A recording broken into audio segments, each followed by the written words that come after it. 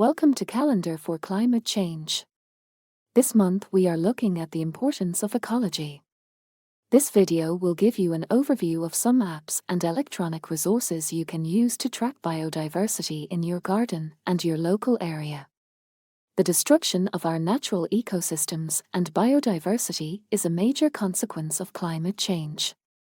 However, we have played our own part in this destruction by building new infrastructure and manicuring our lawns. This has all led to a steady decline in our native pollinator and wildlife populations. Pollinating insects play a very special role in our natural ecosystem. Without pollinators, over 80% of the plant life on Earth would die. This is why it is important to protect our natural ecosystem. In recent years, there has been a movement to protect our native environment through rewilding our local areas and tracking our wildlife. Movements like the All-Ireland Pollinator Plan and Tidy Towns have increased citizen participation across the country, mobilizing communities to protect our native areas.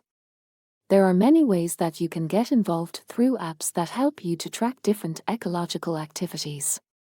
While some of these apps are for personal pursuits, there are a few apps that allow you to submit your own data to help with the conservation of our native habitats.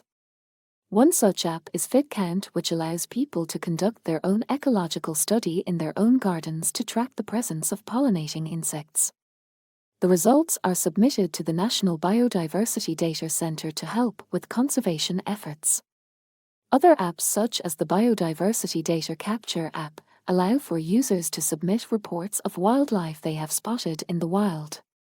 This information is entered into the national database, which tracks all wildlife populations across the country.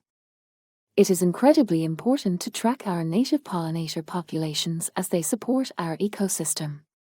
Apps that track pollinator populations or help to identify the different types of wild and plant life can be very helpful when trying to boost biodiversity in our gardens.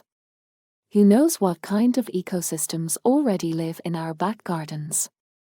With the help of these apps, you can learn and discover more on your own doorstep. Congratulations, you now have the tools to help boost biodiversity in your garden and local area.